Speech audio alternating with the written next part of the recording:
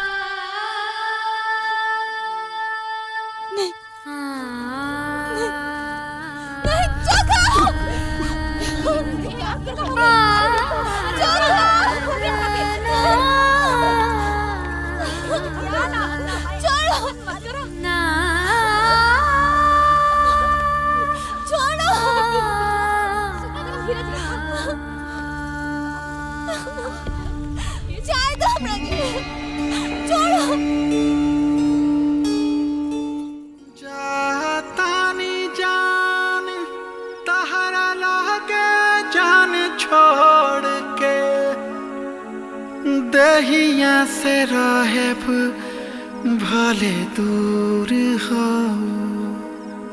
करी ले वादा रानी खातानी किरिया, आई बुलावाट के जरूर हो।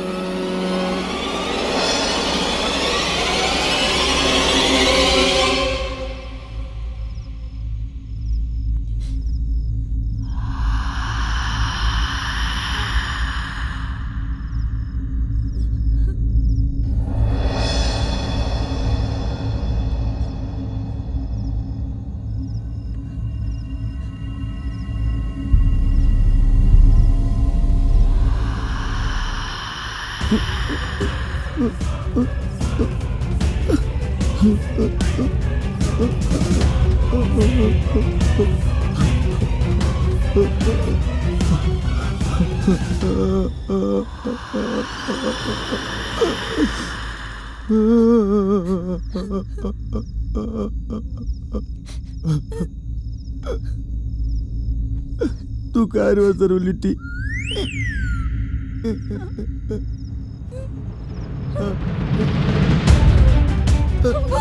भूत भूत करे करे भूत ना ना ना भूत भूत ना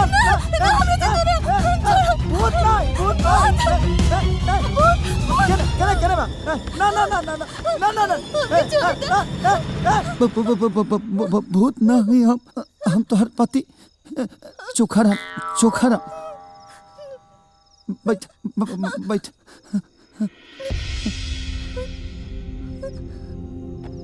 हमके चिवटी काट के देखा देखा।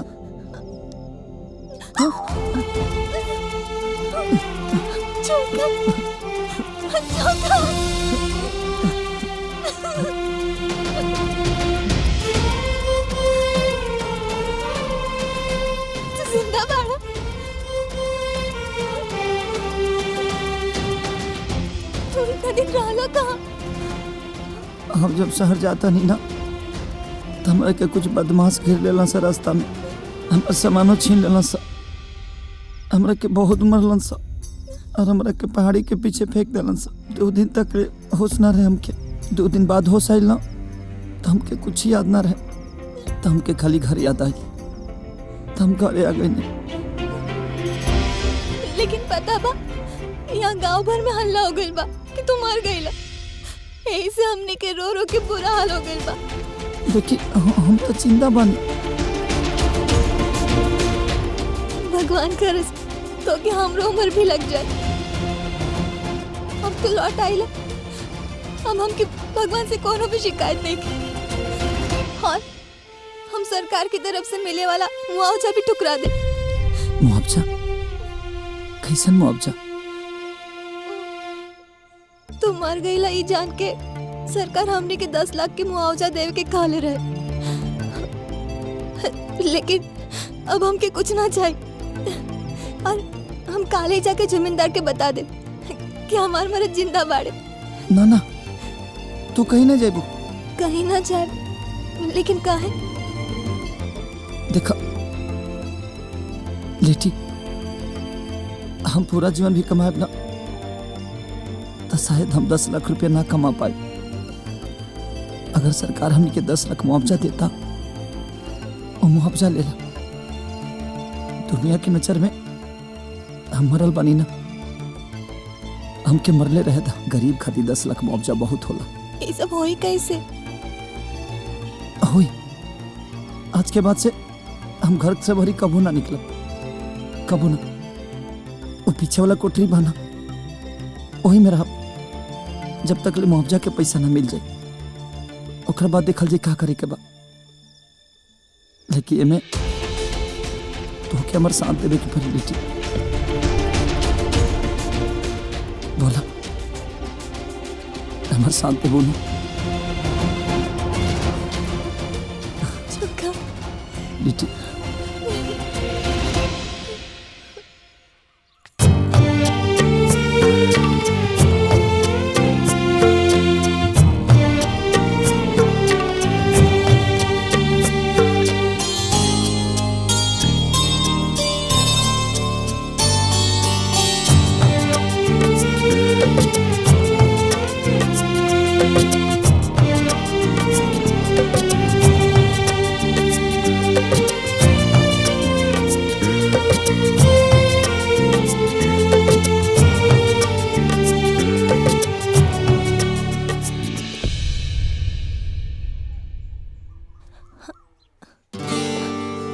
माँ जी रुक काहे गईलू? खाली सेनुर काहे? टिकुरी भी लगावा।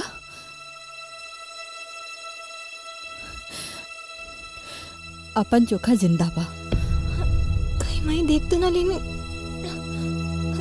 का चोखा जिंदा बाड़े? कहाँ बाड़े माँ जी? दुल्हन हमने के ही मान के चले के पड़ी। तुहार तकलीफ समझ सकेली। तो जवान बाड़ो, सुंदर बाड़ो और ई बड़ा लोगन के आगे हमने के कोनो औकात नहीं खे। अपन बपौती समझे ले हमने के। यही से दुल्हन तू सेनुर लगावा, टिकरी लगावा, सब कुछ करा ताकि सब केहू के पता चल जाए कि हमनी सास बतो चोखा के गैला के बाद कमजोर ना पड़ल बानी। ठीक बा माँ जी। आज से हम रोज श्रृंगार पटार करब। तू खाना के तैयारी करा, हम लौना लेके आवता नहीं।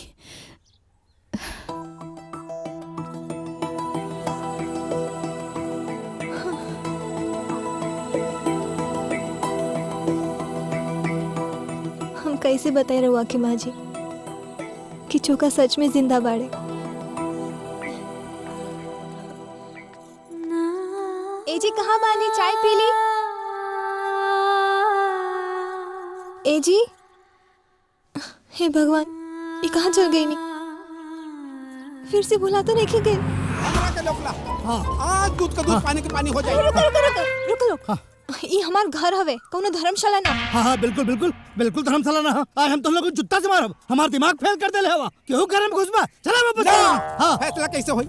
अच्छा अभी चेक करे को पड़ी। लिट्टी जी ये सब जाहिल गंवार गांव के जब आठ लोग हवे इन्ने कम्मन में फितूर आ गए हो।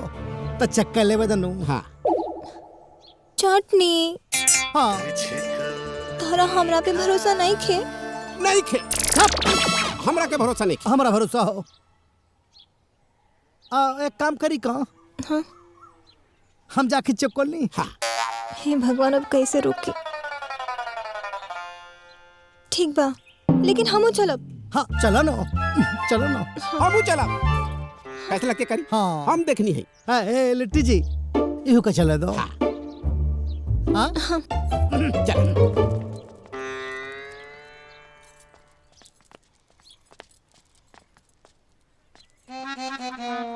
सौखा हाँ? केने बहा यही पे पेलत रहले दन बैठक पेलत रहले। हम आनी तो हमरा साथे कुश्ती लड़के चाहत रहला। ओकर बाद हम जान बचा के मतलब अरे तो जमीनिया खा गई केने बा। चोखा अरे आवा दो हाथ हो जाए। चोखा नहीं खाना अब चलो। चलो चलो चलो ना बिना तनासली मत जवा जवान जमींदार की। अरे माई की रे खा के कहता नहीं तू अपना घर में बा। ताय मरबे कोनो दिन हमारे हाथ जाओ अंदर देख के आओ। अच्छा हम चेक करत नहीं। चोखा ए चोखा चोखा चोखा आवा पागल है ससुर। चोखा हेले जाके देख। चोखा अब सॉरी। चोखा कहाँ बड़ा चोखा।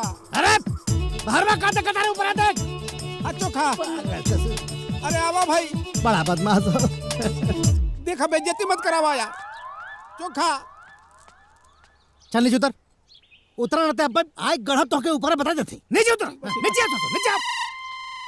चोखा हमके फेर दे देला धोखा। पगलेट कहीं तेरा ये काटप कौन दिन तो के बता देते। अरे रहे हो जितने करिया हवा ना उतने गोर तो के बना दे बता दे। लुका छुपी खेला था हमरा साथ। छुपी खेला था हम कहत रही ना चोखा नहीं खा। एकदम रहो कि तुम पे विश्वास ही नहीं खे। अरे लेटी जी कैसन बात करता नहीं। रहुआ पे विश्वास ना करब तो केकरा पे विश्वास करब। हम पड़ गए नहीं है भूतिया के चक्कर में। अरे ना विश्वास कर। आँख फोड़ डरब चुप रहता हूँ बोला मत। लेटी जी सॉरी चल बाहर चल चल चल। हाँ बाहर आई आई लेटी जी आई। तू आवाज सारे तो के बताओ चल। अरे ये कहाँ चल गए। का ना मिलल आओ बेटा आओ। रहे हो हमारा गांव को शोभा हवा तू। हम जीवन में बहुत फूतिया देखनी लेकिन तुमसे बड़ा फूतिया ना देखनी। अरे रहे हो पता नहीं कहाँ लुका गई। लुका गए ना तू हवा ससुर लतखोर। बिना लात खाए तोहार बुद्धि खोले ना एना ते तोहार लात खा बा जरूरी। तुझको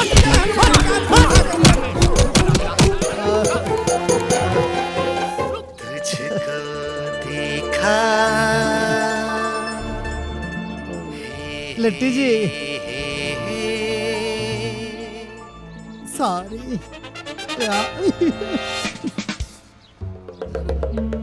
चोखा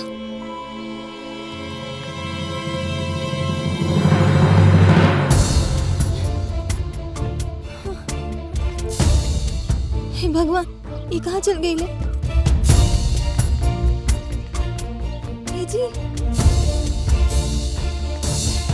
ये जी कहाँ वाली रहो।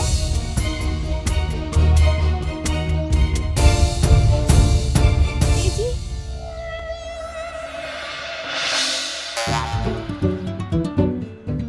ये जी कहाँ वाली। ये जी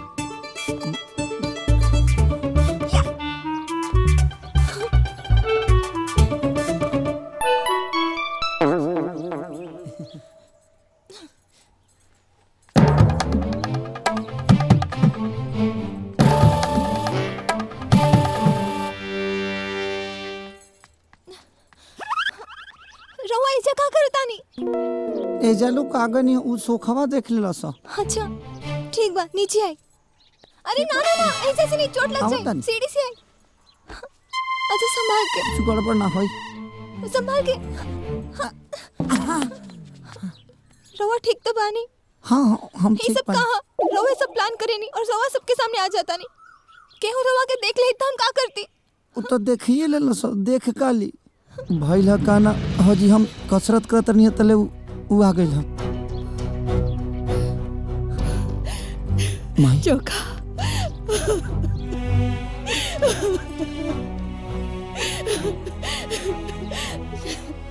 हमार चोखा बेटा तू जिंदा बाड़ा। हाँ माई हम जिंदा बानी। माई यहाँ के जिंदा बानी केहू से बताइए मत। लेकिन काहे? अगर वो लोग के पता चल जाए कि ये जिंदा बानी तो हमके मुआवजा की रकम ठुकरावे की पड़ी, और बैंक वाले भी हमने के परेशान करे लगी है। हाँ माई। ठीक बा, तू लोग जैसन कहबा ना हम वैसन करब। ठीक बा माई। हमरा लिए तो ये काफी बा कि हमार लड़का जिंदा बा। हम काले ही जमींदार के पास जाए और बैंक के लोन खत्म कराए। ठीक बा, चल चल आओ आओ।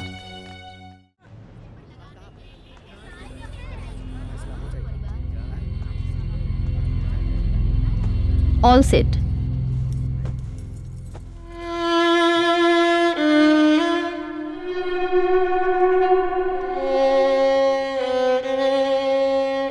अदालत में आज की कार्रवाई शुरू की जाए। Thank you milord. Your honour, जैसा कि मेरे मुवक्किल प्रभात और उनके परिवार वालों ने इसी अदालत में पिछली दफा बताया था कि मधु जी उनके परिवार के बहू बनने के काबिल ही नहीं है, ये बात उनके परिवार वालों ने भी स्वीकार की है। लेकिन ऑब्जेक्शन मिलॉर्ड, मधु की खामोशी को मेरे काबिल दोस्त ने कैसे कबूलनामा मान लिया? Objection overruled. You sit. You may proceed. Thank you milord. Your honour, case बिल्कुल साफ है। 6 महीने पहले मेरे मुवक्किल प्रभात और मधु जी ने डाइवोर्स फाइल किया था, जो 6 महीने की अवधि आज समाप्त होती है। तो मैं अदालत से दरख्वास्त करना चाहता हूं कि बिना अदालत का वक्त जाया किए मधु जी को ये हुक्म दे कि तलाकनामे पर हस्ताक्षर करें, जिससे हमारी मुवक्किल मनोरमा देवी अपने बेटे की दूसरी शादी कराकर बहु सुख का लाभ उठा सके। योर ऑनर, मैं अपने काबिल दोस्त से एक बात पूछना चाहता हूँ कि जब मधु एक अच्छी बहू के लायक थी ही नहीं तो इन लोगों ने शादी ही क्यों करवाई? योर ऑनर, मैं अपने काबिल दोस्त को बताना चाहूंगा कि शादी विवाह एक पारिवारिक गाठजोड़ होती है। परिवार के मान मर्यादा को ध्यान में रखते हुए बहुत सारी बातें छुपा ली जाती है। योर ऑनर, इस केस में भी सेम टू सेम ऐसा ही हुआ। पर जब मधु जी शादी करके प्रभात के घर पर आई तो धीरे धीरे उनका रंग खुलता गया और उनका असली चेहरा सामने आया, जिससे पता चला कि वो घर में रहने के लायक ही नहीं है। मिलॉर्ड, मैं अपने काबिल दोस्त से यह भी पूछना चाहता हूँ कि एक लायक बहू का क्या मापदंड होता है? मिलॉर्ड, इस केस में कहीं ऐसी कोई चर्चा नहीं है कि मेरी मुवक्किल मधु को खाना बनाना नहीं आता है, या सास के पैर दबाने नहीं आते हैं, या फिर सब्जी में नमक कम डालती है। Order order. You may proceed. Thank you. Milord, आप खुद एक महिला है और भली भांति जानती हैं कि बहुओं का नमक ही पहला दुश्मन होता है जो घर में अशांति फैलाता है। ये तलाक का एक ही कारण है, ये लोग दहेज के लालची है। ए वकील साहब, अरे रउआ कितना झूठ बोलत नी महाराज। कौना चीज के कमी बा हमरा पास? हैं? घर दुआर खेत कियारी, अरे 5 लाख का ट्रैक्टर दुआरी पर हुमच के बनले बाड़ी और रउआ कहता नहीं कि ऑर्डर ऑर्डर ऑर्डर। मनोरमा जी, ये कोर्ट है, आपका घर नहीं है। आपको जो भी बातें बोलनी है कटघरे में आके बोलिए। अरे माई, बैठ जाओ। ओके। मिलॉर्ड, मैं अपने मुवक्किल मधु जी को कटघरे में बुलाने की इजाजत चाहता हूँ। इजाजत है।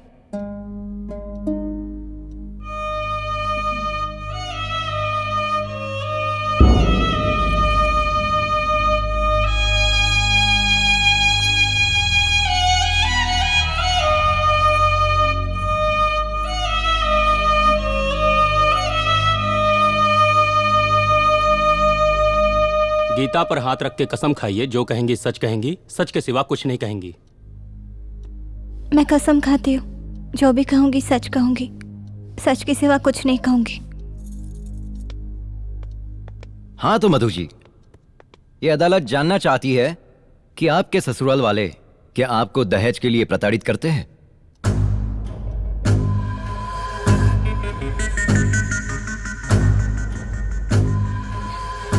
नहीं सर।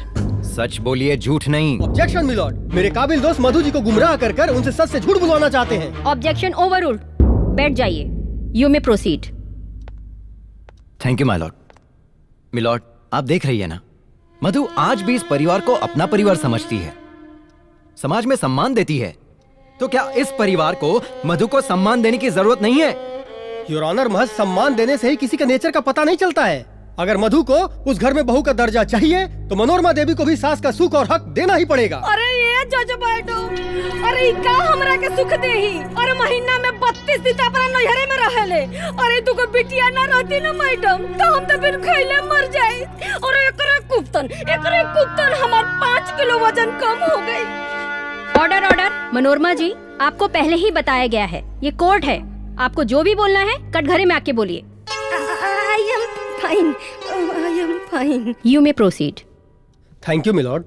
मिलॉर्ड, जब एक इंसान की दूसरे इंसान से नहीं बनती है और वो नाखुश रहते हैं तो दोनों में से किसी की भी गलती हो सकती है, लेकिन जब एक इंसान से अनेक इंसान नाखुश हो तो वो एक इंसान ही गलत होता है, जैसा कि इस केस में मधु जी हैं। मैं आपको बताना चाहूंगा कि मधु जी की परिवार में किसी से नहीं बनती है। पति उनको पत्नी मानने को तैयार नहीं है, सास उनको बहू मानने को तैयार नहीं है, ननद उनको भाभी तक मानने को तैयार नहीं है। तो इससे साफ पता चलता है कि मधु जी का व्यवहार उस परिवार के प्रति बहुत ही गलत है। तो मैं अदालत से दोबारा दरख्वास्त करता हूँ कि बिना देरी किए हुए मेरे मुवक्किल प्रभात और उनके परिवार वालों को न्याय दिया जाए। माय लॉर्ड, कुछ देर के लिए मैं मान लेता हूं कि मधु जी गलत है, इनका व्यवहार भी गलत है, पर आप भी एक महिला है और आप भी अच्छी तरह से जानती हैं कि एक महिला जब नई जगह पे जाती है तो वहां के लोगों की पसंद नापसंद, उनके व्यवहार में ढल जाना क्या इतने कम समय में संभव है? मिलॉर्ड, ये परिवार बहुत गरीब है और आप खुद जानती है कि एक औरत का, एक महिला का जब तलाक होता है तो उसका दामन दागदार हो जाता है।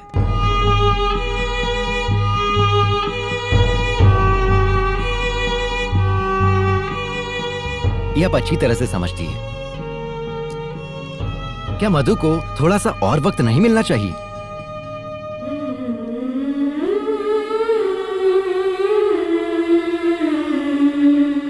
आप दोनों लोग बैठ जाइए। मधु जी, आप भी बैठ जाइए।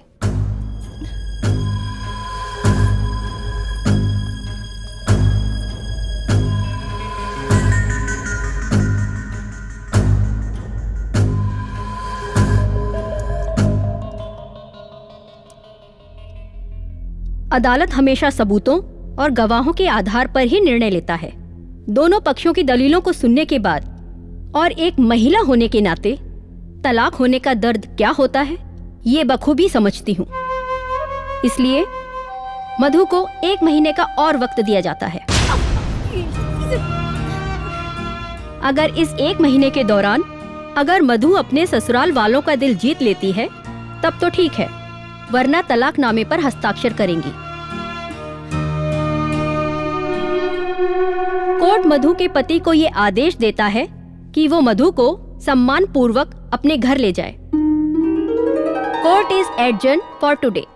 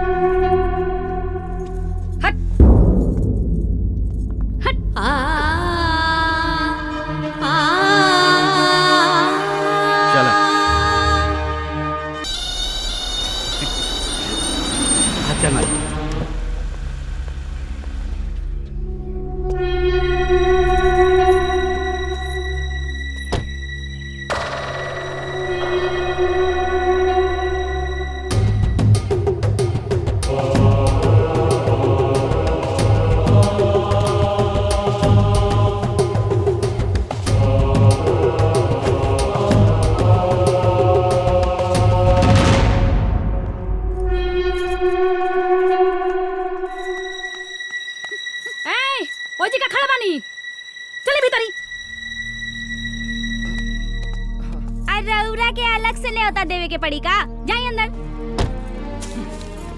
चल रहे।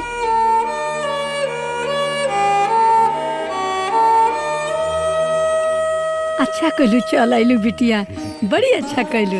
आओ आओ, अरे हमार बेटी।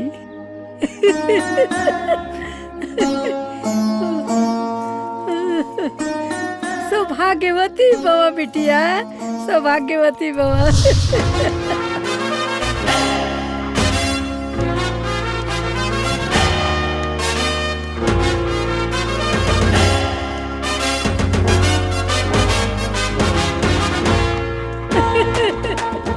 अरे देख टमी, देख भाभी। अरे टॉमी, अरे रुका, अरे आवत हनी। अरे इंसानन से तो अच्छा हमर टॉमी बा, टॉमी। आजो भाई, आजो आजो। ए करम दलिद्दर, अरे मुझौसी मार गली का रे। आवत हनी माँ जी। अरे आवत हनी, अइबो करबू।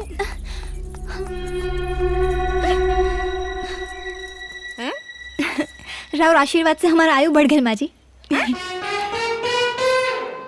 अच्छा तो और उम्र बढ़ा ले। करम दलिद्दर, लमघोड़ी, दुष्टा, पापी, राक्षसी, बढ़ गई आयु। रंजितवा, अरे रसमवा। हाँ माई, हाँ माई, आ गई नी सान। घर में नौकरानी आ गइल बे, जतना काम कुल करा। तोहनी के तो पहले ही से तैयारी करके आइल बड़ा सा। हैं? माई शेर तो बिटिया सवा शेर। दुआओ रे।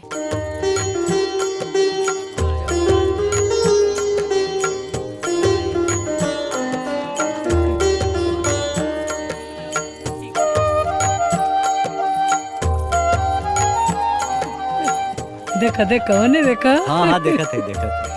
अरे हमार बिटिया, ले आओ ले आओ। कितना अच्छा लगता, बहुत दिन बाद पूजा पाठ भइल ह। सदा सुहागन रह बिटिया, खुश रह। खुश रहा बेटी, खुश रहा। भगवान तो के हमेशा बनौले रहे। हम आवत हनी। ए जी, ये सब ढकोसला हमके पसंद नहीं खे। अरे प्रभात, आइंदा हमारा रास्ता मत रुकिए।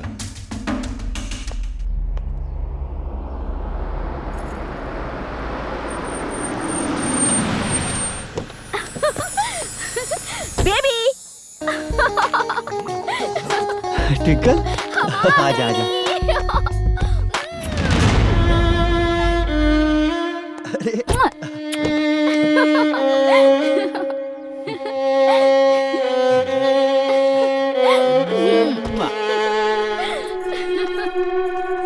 तू तो हमके सरप्राइज दे दिले सोना। बतैले होतू तो हम तो के लिवाए खातिर आ जाती।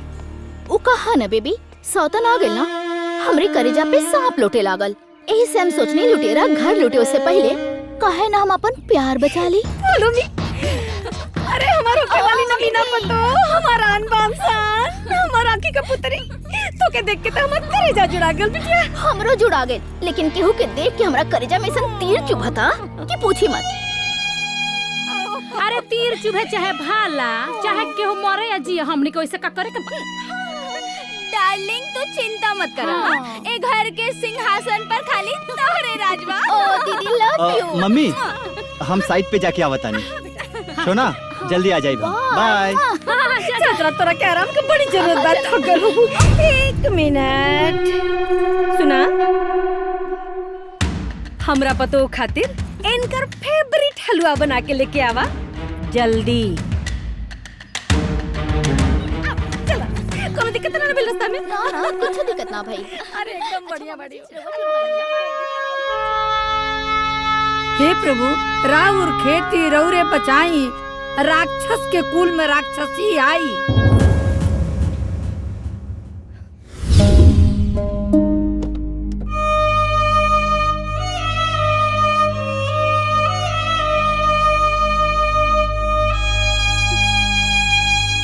हमरा पतो खातिर इनकर फेवरेट हलवा बना के लेके आवा जल्दी।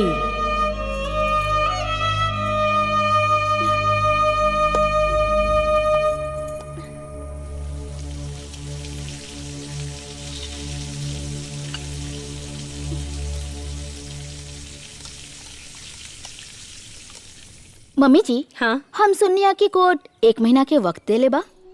हाँ? 1 महीना टिक के दिखावे ना। नाम बदल दे। अब माई नाम बदल के का जरूरत बा? अरे हमने के तो ओकरा का ऐसे ही परेशान करे में बड़ा मजा आता। कर सही बात आ सब खाना Correct. पच जाई।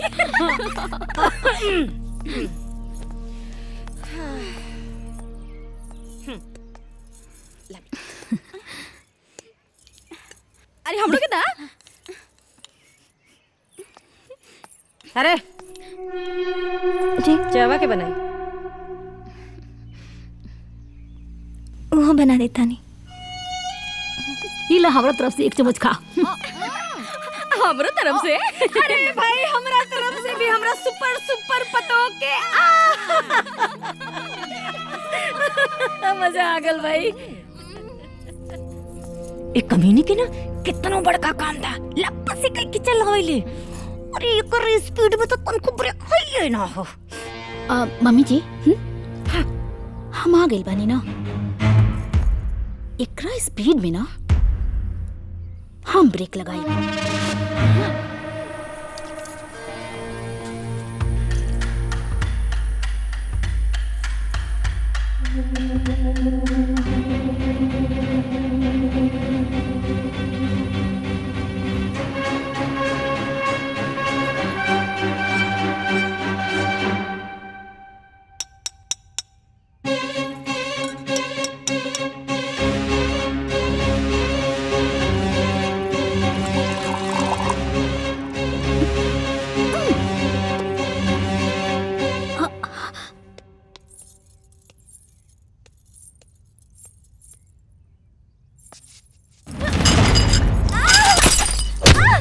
अरे कहाँ टूटल रही है? अरे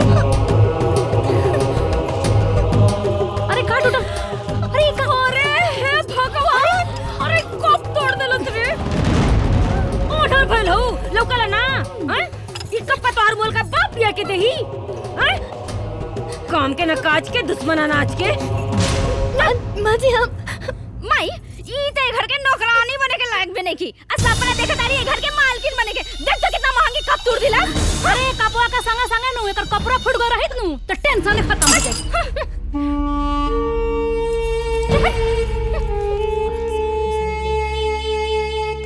लगा देनी ना स्पीड में ब्रेक। हाँ वेरी स्मार्ट स्पीड ब्रेक और हमार होशियार पतो टिंकल।